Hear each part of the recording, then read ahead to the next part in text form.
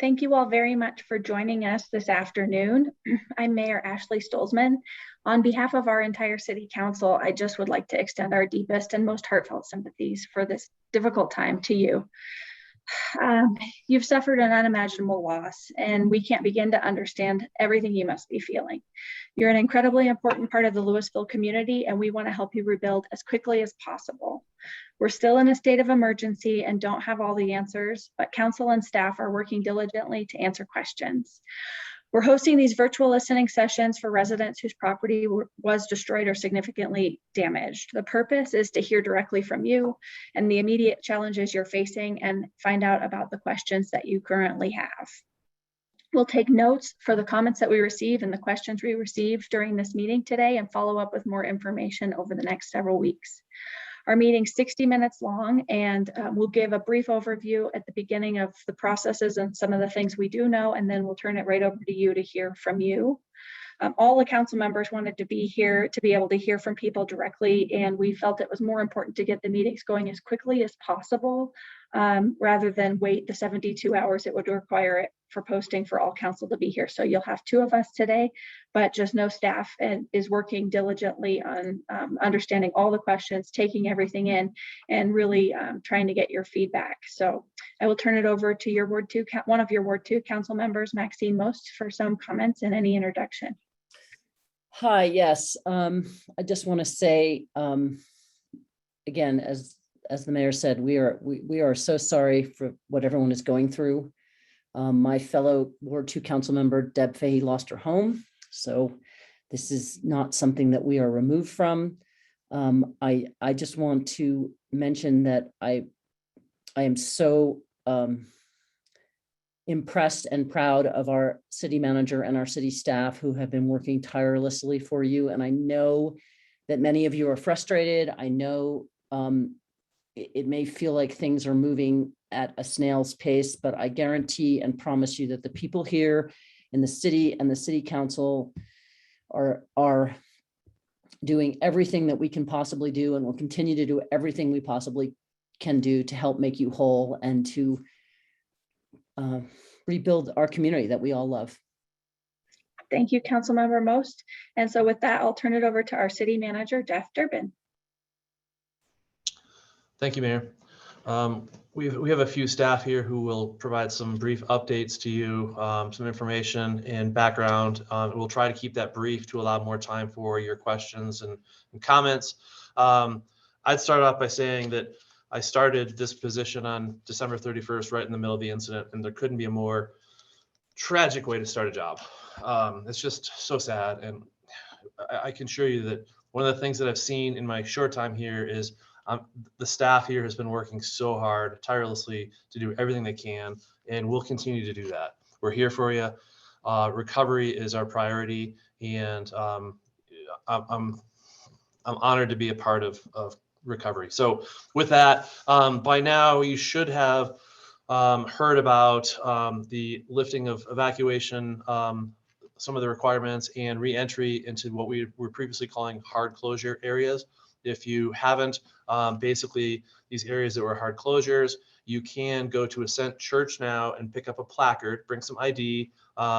If you don't have any ID, we'll sure work with you. That placard system will allow people to get in easier. It avoids lines at the front, at the control point, and so forth. If you have family members who are in the area and you're away, we'll work with you to get them in. If you need to get your insurance adjuster in, they can go by on their own or with you and get a placard as well. And likewise, if you want to bring a contractor in or something like that, we'll work with you to gain that access.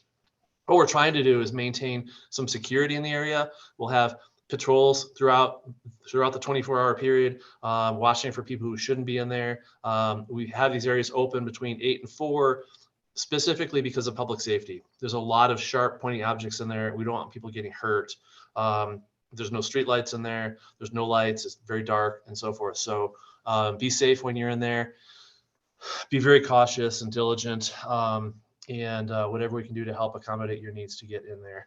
And likewise, if you have a partially damaged structure or or have a potentially smoke damaged structure, if you would like to, our building department is more than happy to work with you and schedule some time to go out there with you and make sure that you have safe entry into the structure. That's very important. Let's see, reverse 911 and evacuation. We know that there were some failures with that. I am extremely concerned by that. And I can assure you that we're going to be working diligently to understand exactly what went wrong with all of this.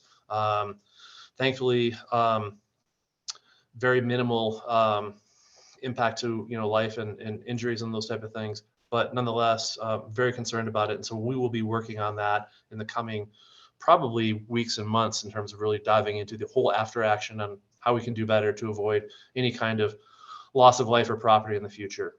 With that, I'll turn it over to Deputy City Manager Davis for some further updates. Thank you. I too would like to echo the comments and express my deepest sympathies to everyone on this meeting today. And just if you saw the email that went out, this is our third of 4 meetings, and on every meeting we've had over 100 attendees, and we recognize that each and every one of you is a family or individual within this community, a really important part of the people that make up this community. And so staff are really here for you. And I want you to know that we're, as Jeff said, working to address all the issues that are coming up. There are so many unanswered questions, and we're here today to share some things with you, but learn from you so that we can work to answer them. So I'm going to talk a little bit about communication. We're really trying to communicate frequently as we have any information, and share it out so that you aren't in the dark, and so that you have the same information that we do about where we are in some of these processes. We are pushing out communication to the residents at large, to information that impacts them. And then we're trying to develop a comprehensive list of all of the residents who experienced lost or damaged homes in the fire. And so if you did receive the email for this meeting directly, you should be on our list. If someone passed it on to you and you don't think you're on our email list, we would love to get your email address so that we can make sure that we can continue to reach out to you on these issues that will directly affect you as you move towards rebuilding. You can email marshallfire@louisvilleco.gov, or you can call our call line at 720-824-3100 to share your email address, and we'll make sure that we have it on record and can continue to communicate with you. I want to talk a little bit now about debris removal. We know this is a question that's on everybody's mind, and people are hoping to understand a little more about this, as are we. This is our kind of top priority right now moving forward. What we understand now is that this debris removal is going to be a 3-phase process. We're working with the partner agencies who also experienced fire impacts, so Town of Superior and Boulder County, and we're hoping to coordinate all of the debris removal throughout these 3 phases. The first phase that we're kind of wrapping up now is providing dumpsters for spoiled food for those who were evacuated and returned to their home, to address that issue. The second phase should get underway in the next 2 weeks. It's much more substantial. It'll be a pretty large process to remove all of the debris that's within the right-of-way of the areas of the community that were most fire impacted. So that would be the hard closure areas, what we call the kind of red on the closure map. And that will include burnt cars, things like garbage cans that melted, anything that's in the right-of-way that is debris from the fire. So if you had a vehicle that was in front of your home and it is completely totaled, you don't have to worry about moving that. That would be a part of this phase 2 debris removal that we're working on getting through in the next 2 weeks. The third phase then is where we would look at, again, kind of comprehensive, a collaborative approach to debris removal on all of the private home sites, including all of the debris from destroyed homes and including the foundations. And this, as you can imagine, involves a lot of contaminants and hazardous debris. So we're going to be working closely with CDPHE to ensure that this removal can be done in a safe manner. And the advantage of doing it in a cooperative manner with all the agencies and across the homes is that we can address that the public health issues, and we can also create more efficiency and reduce costs, so it'll be more cost effective. We are working with FEMA. We're hoping that we can get this debris removal covered by FEMA, at least partially, if not entirely. And so that the work to submit that proposal to FEMA will be taking place in the next couple of weeks. We know it'll take a couple of weeks for FEMA to then review it, and then we'll know if we have approval to move forward with a comprehensive debris removal for that third phase. I'll shift a little bit and talk about trash and utilities. In regard to trash, if you're in the hard closure area, those areas aren't being serviced anymore. And for any amounts that are currently owed, they will be automatically canceled. Utility accounts have also been closed for any of the homes that have been destroyed. The assessor is also working on lowering the total valuation by removing the valuation of the buildings that were destroyed through the fire. I just want to share that you may have seen during the response activities and over the last couple of days, lots of different jurisdictions present in the city of Louisville. And we've been really fortunate to have multi-jurisdictional support from many agencies. We just want to express our thanks to all the front range, whether it's law enforcement officers, we've had planners coming in, we've had public works officials, experts in getting our water treatment plant reopened. People from all over have jumped in to help the city help manage this disaster and try to get things up and running. And we know that this is a real community of people who help one another, and we're grateful that we've had the help of these other agencies as well. So I will turn it back to City Manager Durbin. Thank you very much. Thank you. One of the things that I would mention that came up in a couple other of these sessions is insurance. And maybe I can answer some questions ahead of time.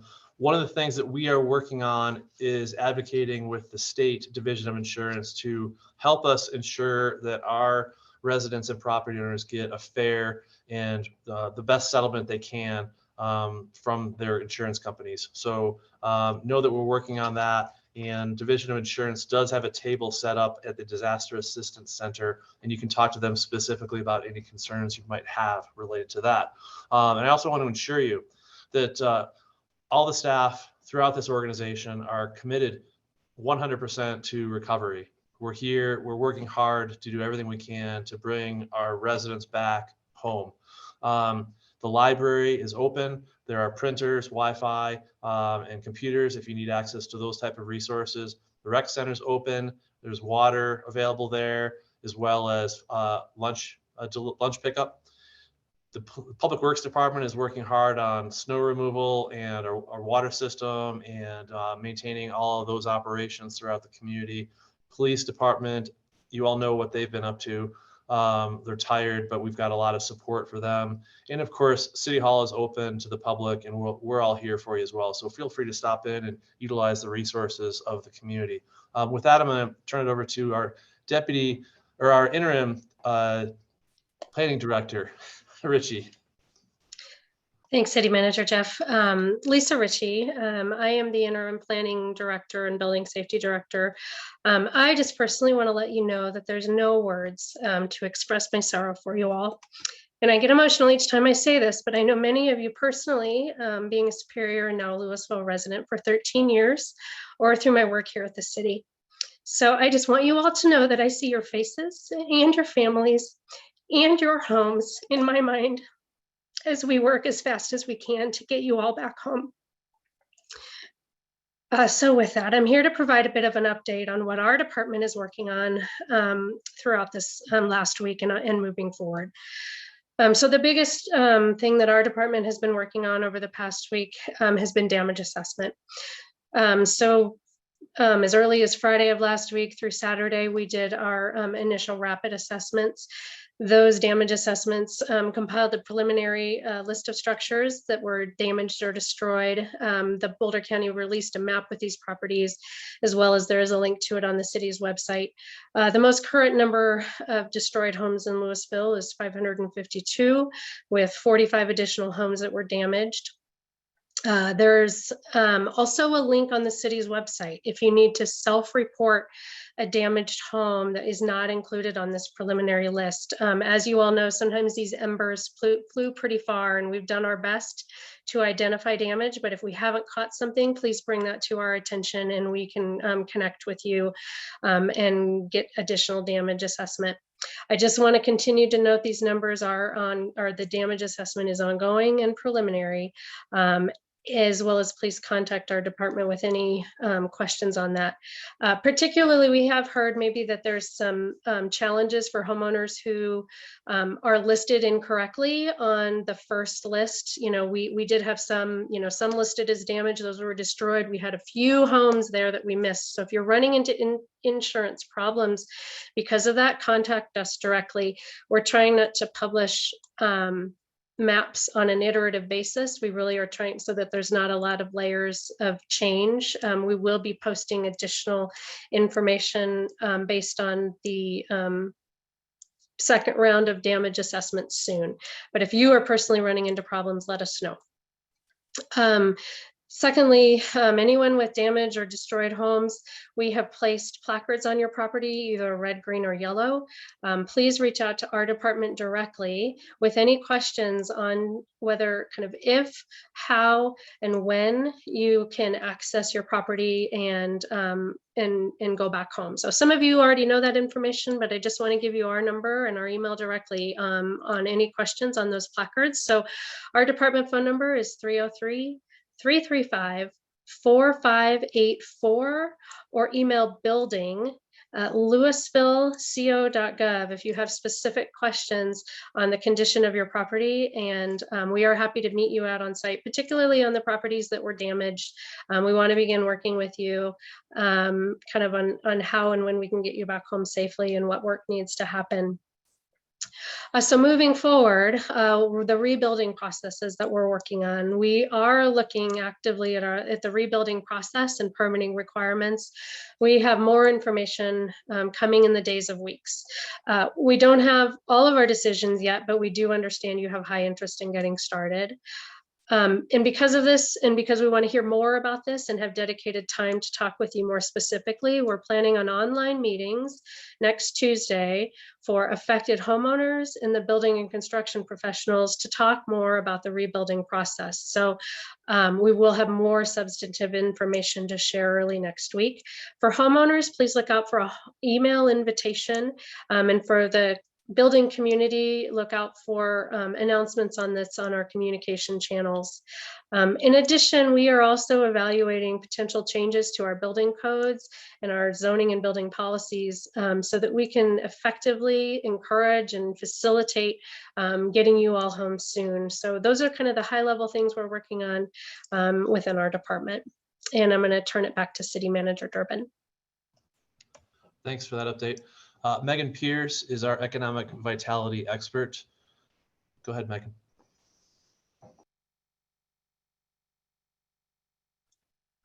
Thank you. Megan Pierce, Economic Vitality Director. My thoughts, like everyone here, are with you. It's an honor to serve the city and to continue serving you in this recovery and rebuilding process. I'm here because I'm the city's liaison for our Disaster Assistance Center that's been set up at 1755 South Public Road in Lafayette, and we really want you to make that your first stop.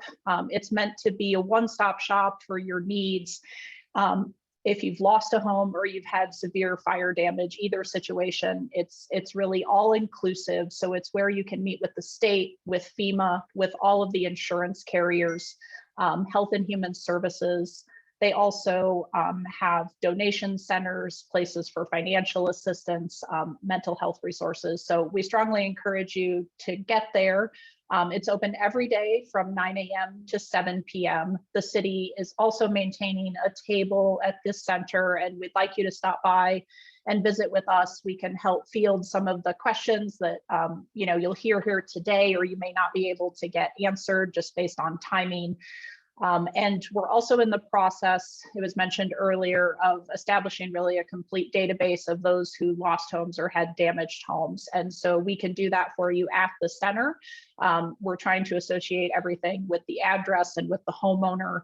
And we can also log any questions that you have. Even if we can't answer them at the moment, we can make sure that you get those followed up. So if you visit us at the center or want to follow up with us afterward, you can use our call center. So that's 720-824-3100, or email Marshall Fire, all one word, at louisvilleco.gov. Turn it back to you, City Manager Durbin. Thank you, Mayor. That's all we have for brief updates at this moment. Thank you very much for the updates. And so now for the remainder of the meeting, we really are here to hear from you. We won't have all the answers to your questions today, but we are going to take every comment and question down and follow up with it. I just want to let folks know that we had tried to keep these meetings small so people were with their neighbors and neighborhoods, but some sharing of links and the news had some access to links. So we have had media on previous meetings, and I just want people to be aware of that. So if you're not comfortable asking your question in front of the media, then please email your question to us directly or contact staff directly outside the meeting. And so with that, I'll turn it over to you all. If you've never gone on Zoom before, *9 if you have a question, then you're on the phone. And there's a raise hand button at the bottom of the screen if you'd like to raise your hand and ask a question or make a comment to us. First up is the person whose number ends in 207. It ends in 7107.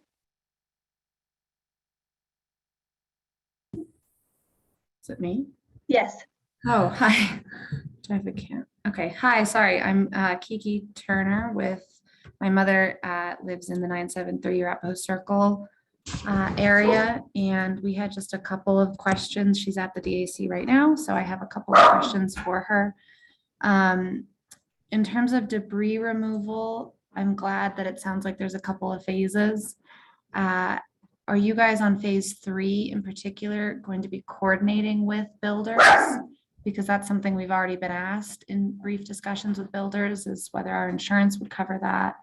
So I'm just wondering if you're in connection with builders on this debris removal plan. City Manager Durbin. I'm actually going to turn this one over to Deputy City Manager Davis. She's really playing point on the debris removal right now. So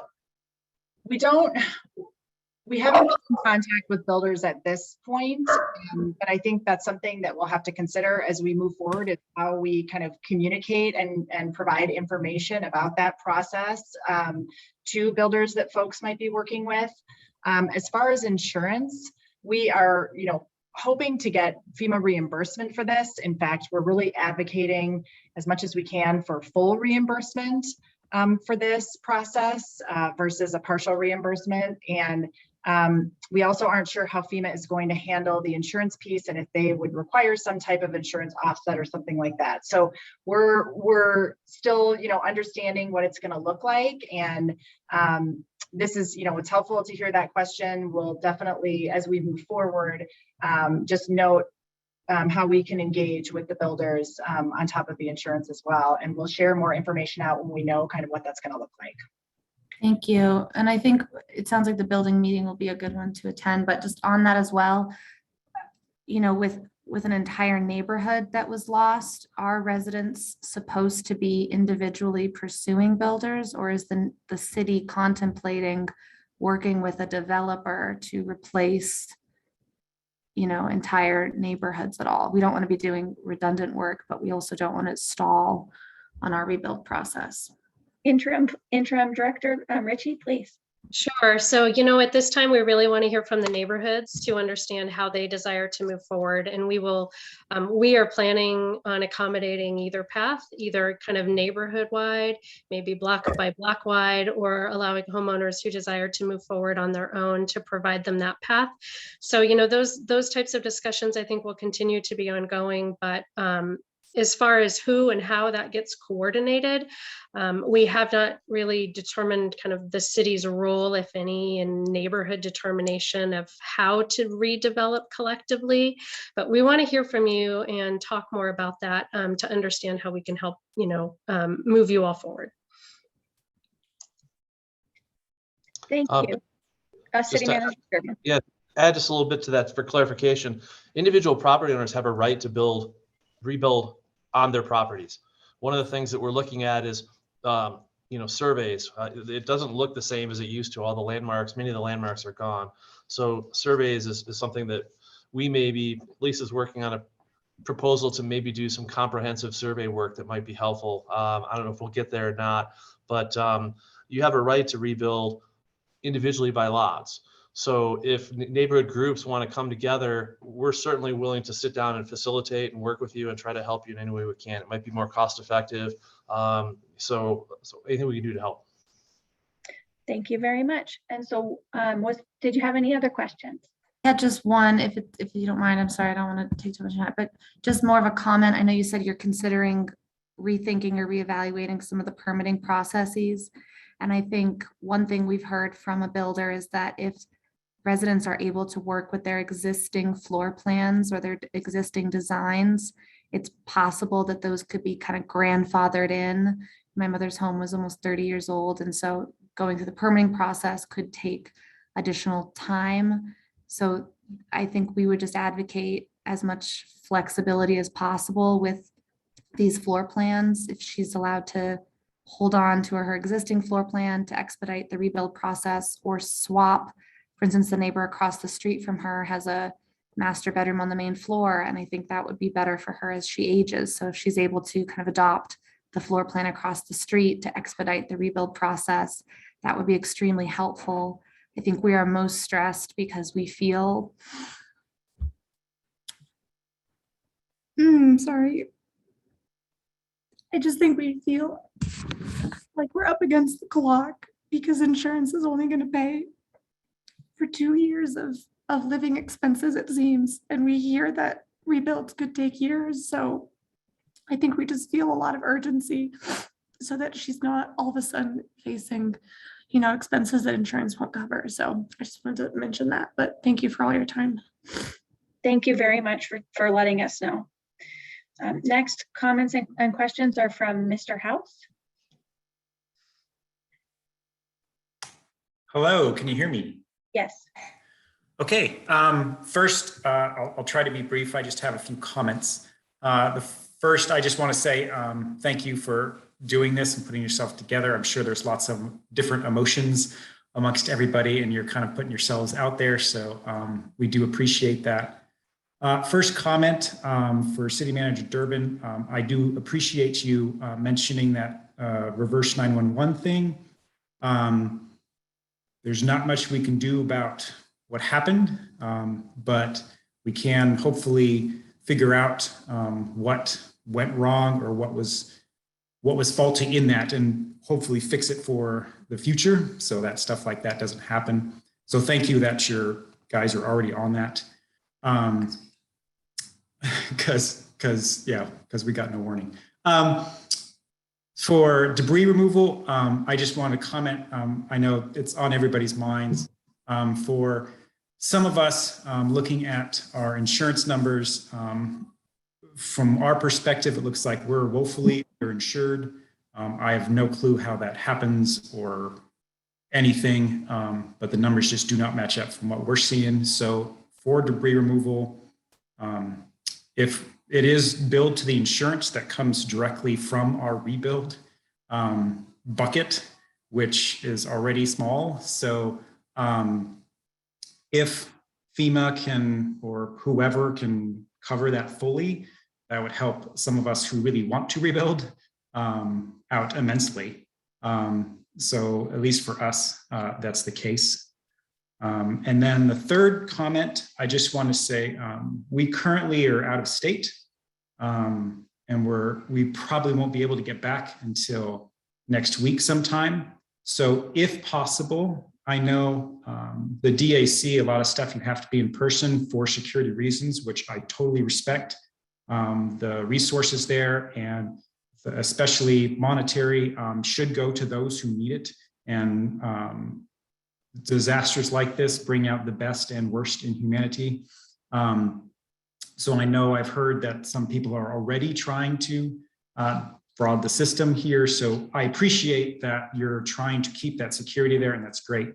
For those of us who are out of state, if there is a way to, I don't know, set up something virtual, a Zoom call, something where we can show ID and talk and stuff, and still allow us to like register for the debris removal or do things, that would be very helpful for us since we're not there.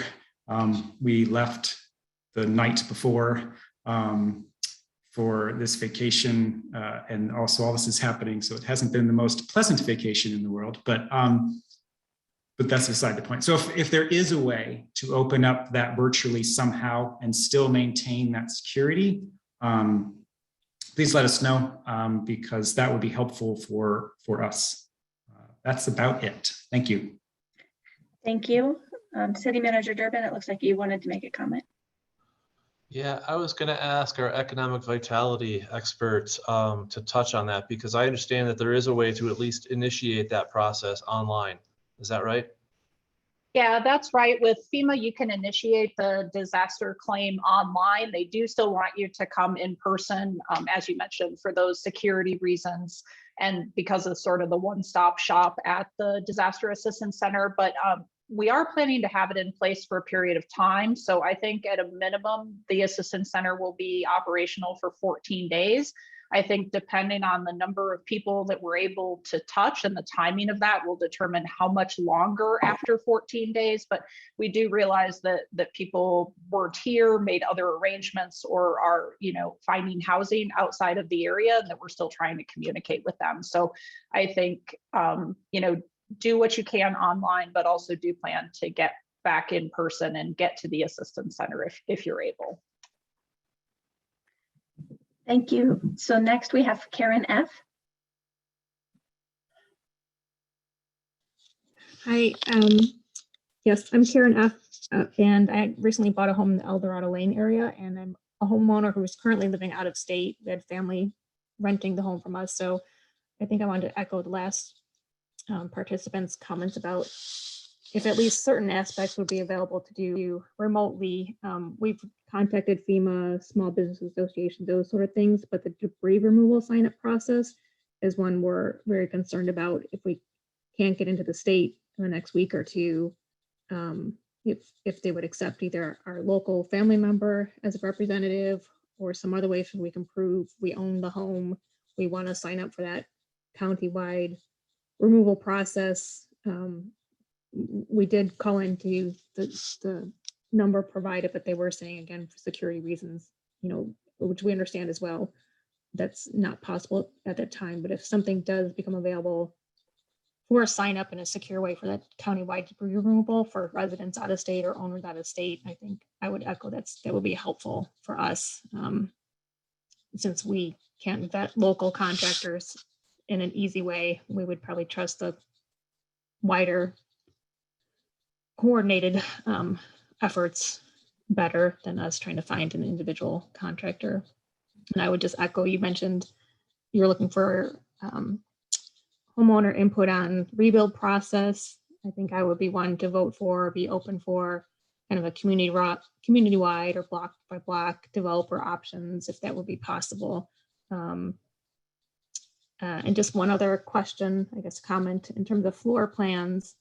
Is there a certain city department, I think our home was built in the 90s, where they might have the original floor plans on file, or the original development companies contact information on file? Director Ritchie.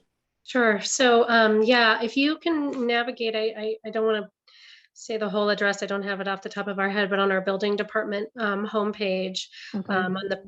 on the city's website, we do have a button on the main page for the building department for permit records requests.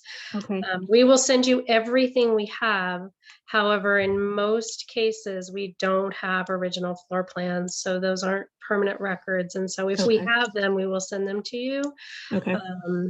So yeah, there should be a button. And if you can't find it, just email building@louisvilleco.gov and we'll get you routed.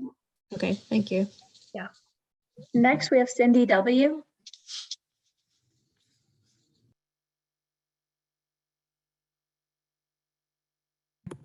Sorry, just a moment. Can you hear me? Yes, we can. Okay, thanks. So I'm a homeowner also on Arapahoe Circle, and I guess I wanted to do two things. I want to ask a quick question. We've been to the DAC twice, and somehow we missed any opportunities to sign up for debris removal. We did speak with someone at the city table the first time we were there. Is there a particular place to go at the DAC to get on the list for debris removal? I will turn that over to Megan Pierce, our Economic Vitality Director. Yeah, so I think maybe the messaging got a bit confused as we were answering different questions. We don't currently have anywhere you have to sign up for debris removal. What we're doing at the DAC is registering homeowners with their address and making sure that we have their up-to-date email and phone number. So because we will communicate with you about debris removal. So right now there's nothing you have to worry about that you've missed signing up for, or that you don't need to go back to the DAC if we didn't do that. But if we entered your information when you were at our table, you've kind of covered that piece. For those of you that might not be able to make it into the DAC, I would use that call center number, the 720-824-3100, and we'll just log you over the phone into our map to make sure that you get those future communications about debris removal. Great, thank you. I guess when we were at the city table, and we were there on Sunday, and then last time didn't spend a lot of time there. I don't think they took our information. So it sounds like the calling is the best way to make sure we're in that information. Great. And then my second, because you all mentioned that you'd like comments about this, we would advocate for some kind of coordinated process within neighborhoods or by streets for two reasons. One is, of course, the efficiency and cost, but the other is a cohesive look and feel. Part of our decision to buy in Louisville was connected to the fact that it was a more master planned community. I know some people don't like that, but that was part of the appeal for us in the part of the city that we live in. And to be facing a notion where we might find ourselves in a neighborhood that would look very different with a bunch of semi-custom homes feels even more anxiety provoking than just the process of us rebuilding. So wanted you all to hear that and I think there's value to us as a city to tackling that, right? I mean, this neighborhood will be more valuable if it has the coordinated look and feel that people want and expect from a space like Louisville. This is not Old Town. So that's something to kind of be aware of. I heard City Manager Durbin, I recognize that people's property rights are at stake here, but I also recognize that the city has an interest and the homeowners as a whole have an interest in creating a space where things look and feel like a community. And so want you to hear that, at least from our family, that that's very important to us. And thank you again for hosting this. I know this has been a difficult time for everyone. You all are working probably 24/7. We appreciate your efforts on our behalf and your willingness to hear what we have to say. Thank you. Next is Nancy M.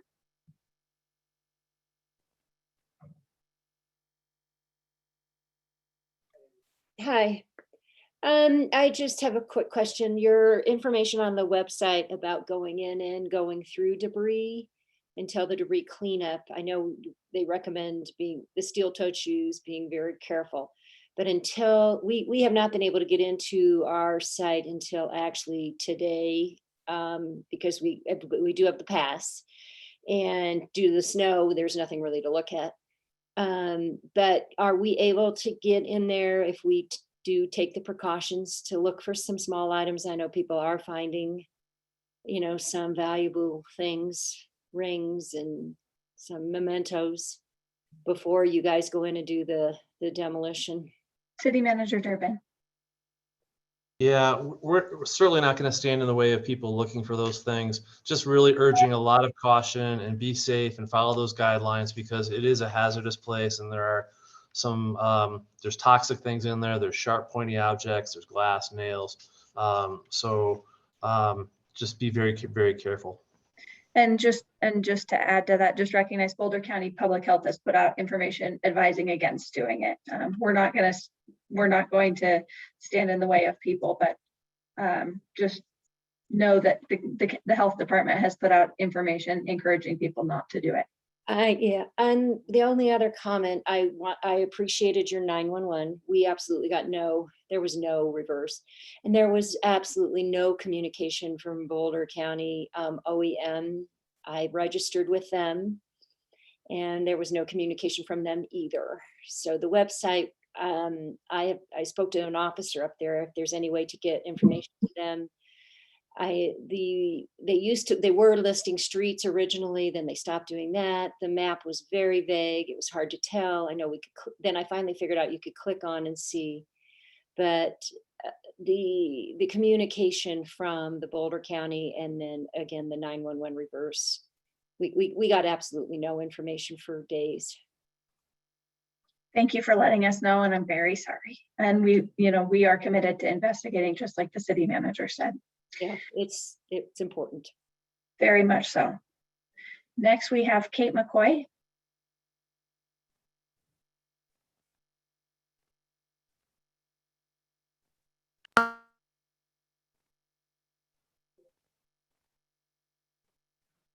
Wait. Can you hear me now? We can. Yes, hi. We were the original owners at 977 Arapahoe Circle. So we've been there, we're going into our 32nd year. We moved in December of 1990. We did not receive a reverse 911 call. My neighbor alerted me at 11:55 a.m. I got 2 calls on my landline from XL Energy telling me there was an interruption of power and they were working on a resolution. Of course, it was an automated call that we had even got a week or 2 before when we had a power interruption, but we got nothing from the city.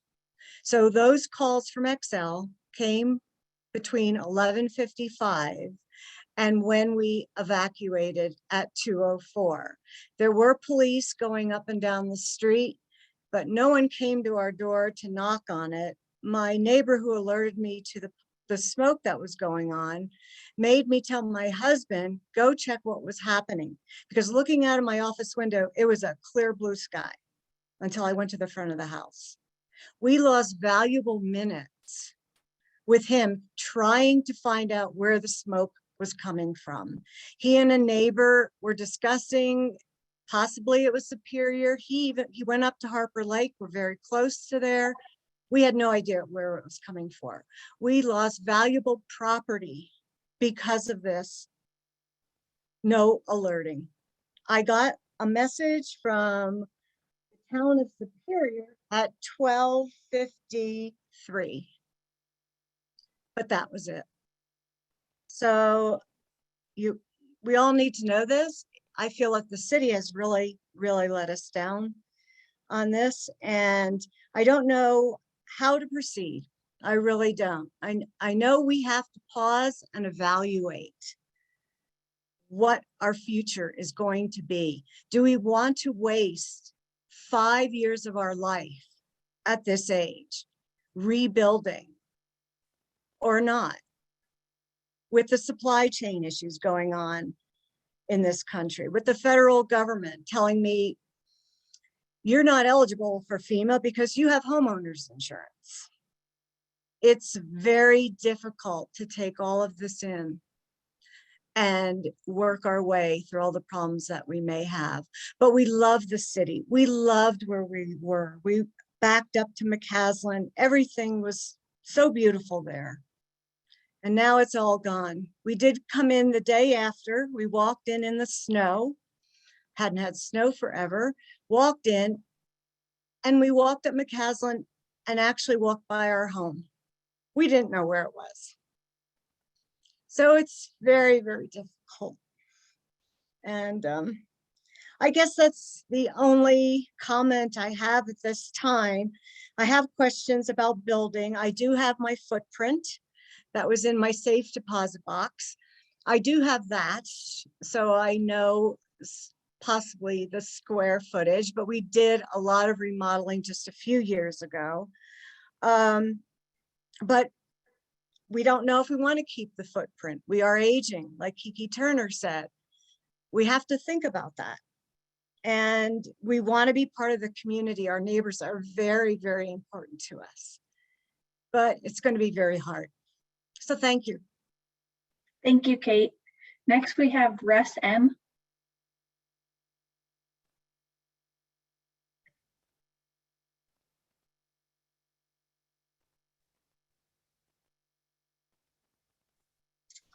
Russ seems to have dropped off the Okay. list, so. If you come back, Russ, we'll call on you. Next, we have Kevin L.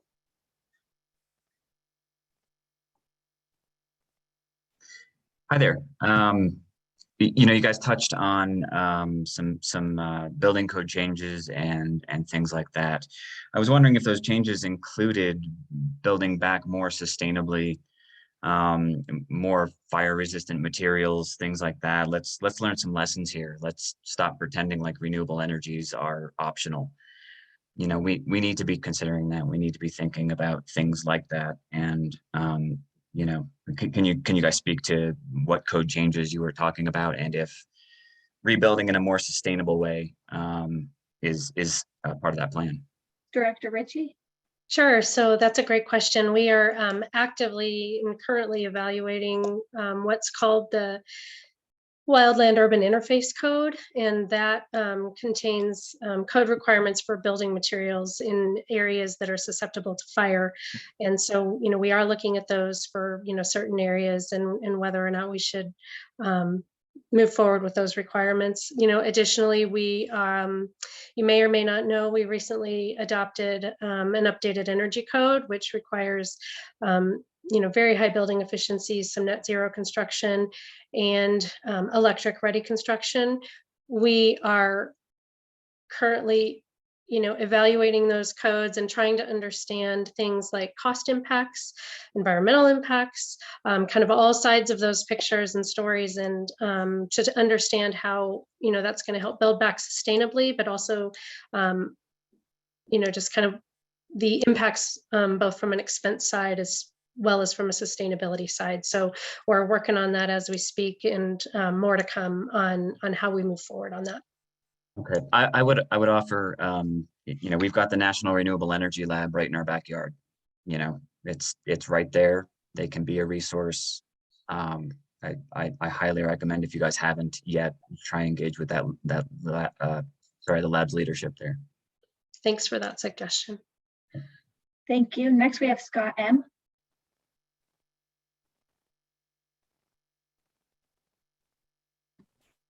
All right, can you hear me? Yes, we can. Yeah, hey, I have a little bit detailed question regarding debris removal. Maybe you guys haven't got that level yet, but I'm really anxious to know. So with this contamination fire, I assume there's a required to remove a certain level of the surface of soil. I don't know, is that going to be included in that debris removal? So that's kind of my first question. My second question is, my insurance company already told me some of the structure can be reused, but somehow I remember for the fire like this, the structure needs to be removed. Is that a true statement from your understanding? Deputy Manager, I apologize for interrupting. No, I'm already, that's all my questions. Thank you. Deputy Manager Davis. I'll try to answer that first part, and then I'll let Interim Planning Director Ritchie talk about the foundations piece. I can't say for certainty. I imagine that the debris removal would include the levels of soils for which there are concerns around contamination, which would be removed all as a part of the process. So, that'll be part of what we'll include in kind of the assessment of what all needs to be removed. But that would be my understanding, and I think Lisa can talk about the foundation. Okay. Sure. So I think for most properties, our initial assessment is that these foundations are not going to be built upon again, that they will be coming out as part of the debris removal. Some of the homes, that were damaged and not fully destroyed, some of them may be salvageable. And so I think if you have questions on that, reach out to our department directly, and we can coordinate with you individually to understand kind of the specifics of your circumstances. But generally, I think most foundations will not be reusable. Thank you. Thank you. Next, we have CC.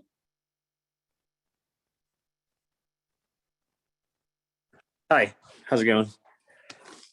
Good. Lots of the stuff that I'm going to mention has kind of been spoken about already, but I just had a couple of things that I want to kind of bring up again and see if you could add some more light to them for me. I think for many of us, I think lots of us are feeling stressed, not just because of the loss of what we've suffered, but also the thoughts of rebuilding and the thoughts of getting it all together. And I think many of us already kind of feel like we're in somewhat of a rat race to find builders, to find contractors, to find designers, to get ahead of the ball game. And obviously with such a large scale amount of buildings that need to be completed, I'm just kind of wondering what kind of supports. I know the federal government is, starting to play a part in this as well.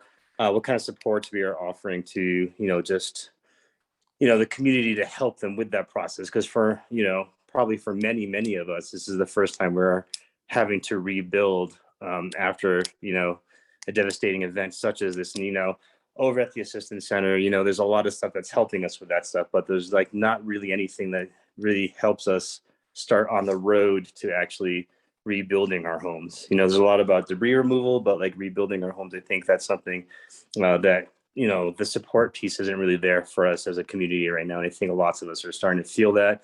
We're starting to hear from people here and people that we, we're texting and emailing with our neighbors, how lots of them are hey, I got everybody lined up, we're ready to start. And some people are really just oh my gosh, I don't even, I've talked to some people, this or that, but some people haven't even talked to anybody yet. We still have some neighbors that are even really starting to, barely scratching the surface with their insurance companies. And I know it was mentioned earlier too about supply lines and things like that. It's hard to build stuff prior to, this happening. And I think the big concern also now is now that we have, parts of the federal government playing a part in this as well, is there going to be something that's going to help with that supply lines and getting materials for us to build so many homes and repair so many homes to try and get people back, obviously to their homes. And you heard people talking earlier about how important their neighbors are to them and just the community in general. So I think that's it right there. Director, and for our kids, our kid, that's the part too, is the kids. 3 days ago, we're running around no, not 3 days ago, but a week ago, we're running around with our friends, and now they're separated by, tens, 20, hundreds, thousands of miles even. So I think that's a hard part. Thank you. Director Ritchie? Sure, certainly. So I want you and all of your neighbors to know that, we are hearing you on all of this, and every single person on this call is doing everything they can to gather up resources. So we don't have a lot of information on that, but every single partner agency out there, believe me, they have already been contacted. And if we haven't heard of them, tell us and we will contact them. So, we are working on that, and we recognize that we are going to have significant amounts of underinsured property owners, and we are going to have some challenges financially with you, as well as with, just overall city needs here to get debris removal done. And so we're doing everything we can to make you all whole. City manager? Yeah, and just to add to that, one of the things that we're working hard on is to stand up a parallel process for you people, whereby this will be specific. We're trying to make clear expectations and streamlined process so that we can get you through this as quickly and easily as possible. You have enough challenges in front of you that we don't want to be a challenge for you. So I believe this afternoon we're pushing out kind of a high level how to start this process fact sheet. So you might look for that on our website and look for more information soon. You might want to also attend the builder homeowner session, property owner session that Planning Director Ritchie mentioned earlier, which is scheduled for Tuesday. Thank you. And again, just to everybody on the call, I'm sorry we don't have all the answers, and we are taking in every question that gets asked. So just because we don't have the answers today doesn't mean we won't continue to work on the things you're raising. Shannon M.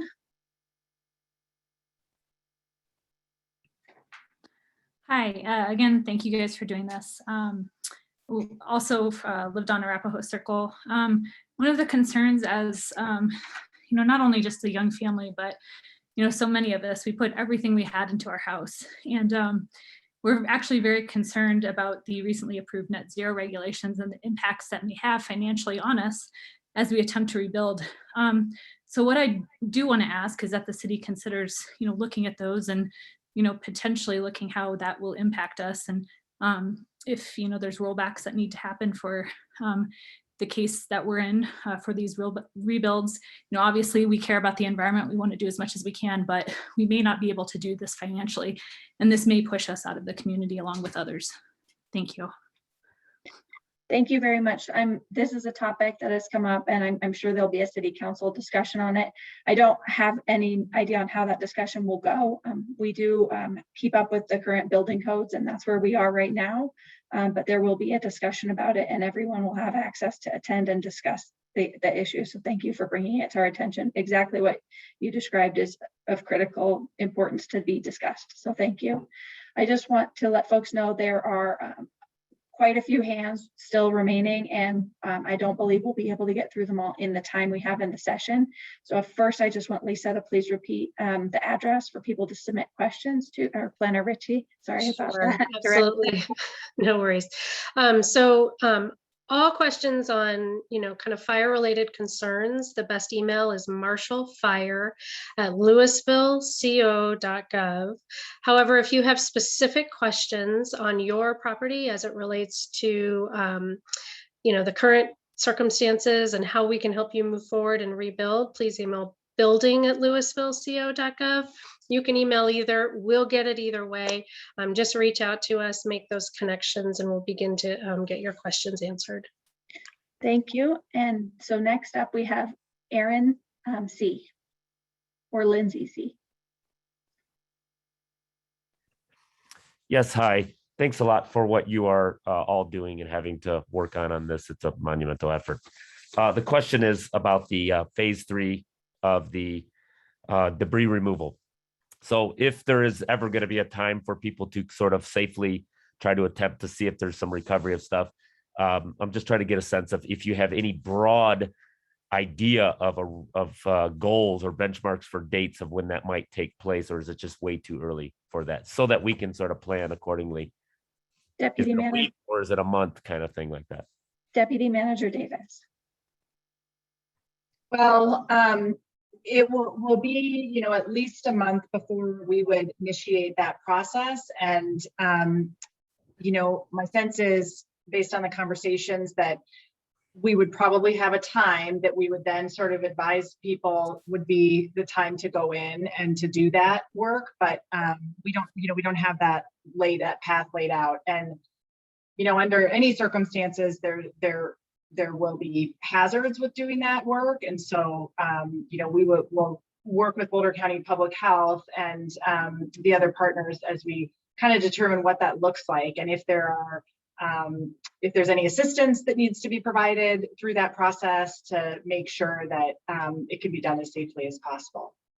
Thank you. And this is certainly a point of, for safety purposes, is that aside from the assurance and costs of individuals having to do this, the city really has an important role here in making sure that this is done in a very protective, safe, and cohesive manner, so that it's not done one-offs by different people of different accountability. So I just want to make sure, because the dust mitigation will be very critical on such, and making sure that the soils are not are contaminated for long term. Last comment. Go ahead. Sorry. Sorry, it looked like Director Ritchie just wanted to say something on that point. I'm happy to just address a few things. So on that, we will be putting out more information on how to get permitted on doing and accessing your property for debris removal. If and when you enter, or whether FEMA does the work on our behalf. So stay tuned, but absolutely. And that's part of the reason why we're developing information so that we can make sure that we get contractors in and out of the site safely, that we can stage people in a manner that is the most effective way. And so those are the things we are working on as well. And the last comment quickly would be to the rebuilding phase is that I think the thing we should be striving for, in my personal opinion, is a balance between the flexibility for the homeowner and also a cohesiveness that seeks to make a livable community that works well, as some of the other commenters stated. So, but we still want to have that balance of flexibility for individuals. Thank you. Thank you. And I think we have time for about 2 more questions. Richard D.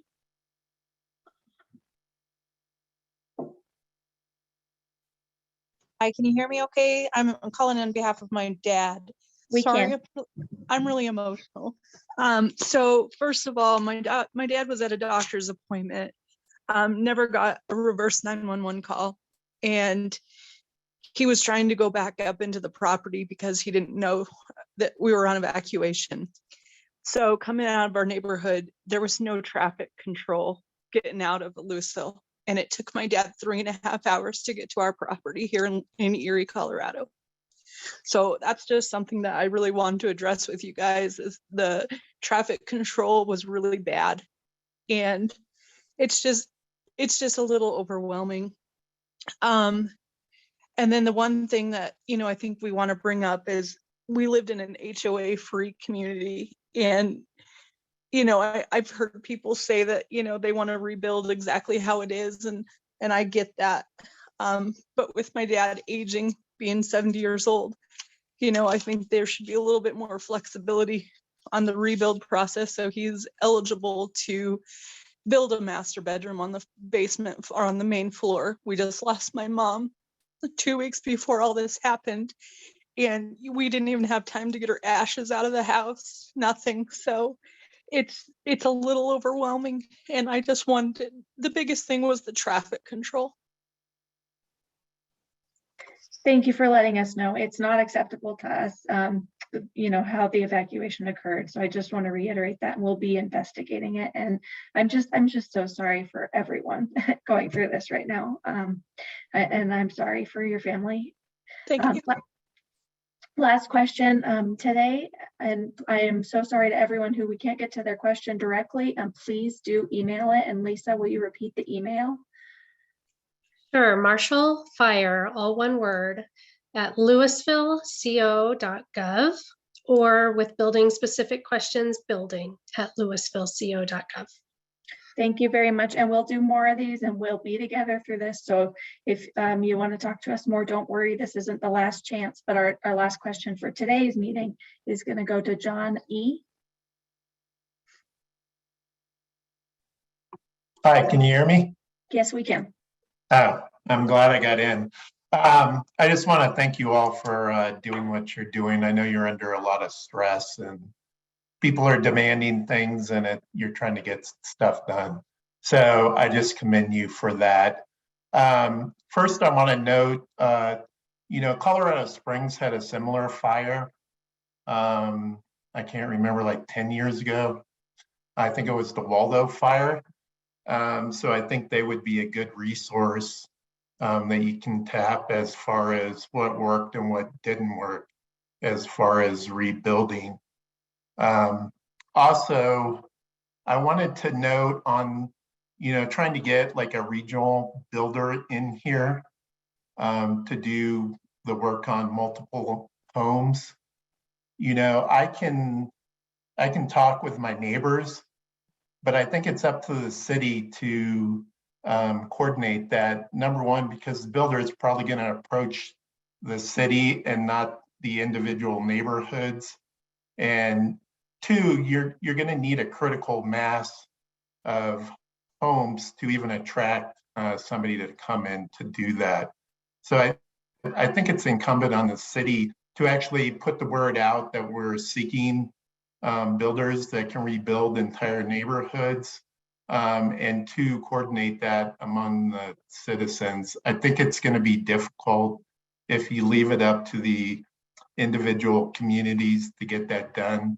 Number one, I'm not tied in with everybody in my neighborhood. I know a lot of the people, but I think it would be easier if it was a citywide effort to attract a builder in. I just don't think it's realistic to leave that up to the individual communities. Thank you for that feedback very much. So former council member Lou would like to make a comment to the neighbors, and Susan, we'll get you unmuted, and I am so sorry, and take it away. Hi, everybody. A lot of you know me in the neighborhood. I just wanted to give you some information because I have been working on this because I certainly want to still be there living with all of you. So here's the story. I tried to get the original blueprints out of the city archives, but because they are not required retention under Colorado state law, they are not available. So then I called McStain, and those of you who don't know, ours is a McStain development. It's about 30 years old. I mean, the plans were done before CAD, computer aided dispatch design, even existed. The internet wasn't even around. So these are all hard copy records that were done with pencil and paper and rulers. So McStain was totally wonderful, and it is not the same company that built our houses. They went bankrupt in 2008, and they're really a new company. But the new company really tried to see if they could find the blueprints. They went through all their files. They reached out to the original architect, who's Carolyn Hoyt. Those records are not available, so I wouldn't bother to try and find them because they just don't exist anymore. I wanted to speak a little bit about the debris removal so people aren't confused. I went to the DAC, the Disaster Assistance Center, and in the far corner on the first floor, the Southern Baptist Convention is offering a service of mucking out your basement if your insurance company won't do it.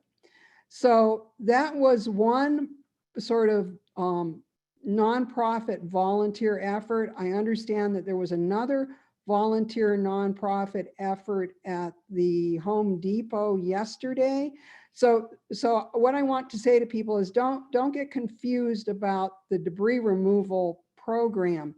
I'm sure that there are nonprofits that are offering to help. And then there's the separate city/FEMA/state effort to try and remove debris.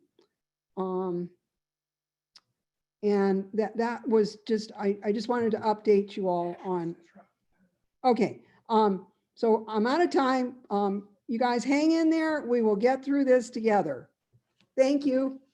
Thank you very much, Councilmember Lou, and I'll turn it over to Councilmember Most for any closing comments to the neighborhood.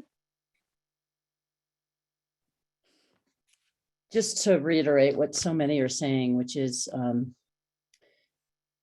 we're all feeling this trauma, and we are really committed to helping everyone. And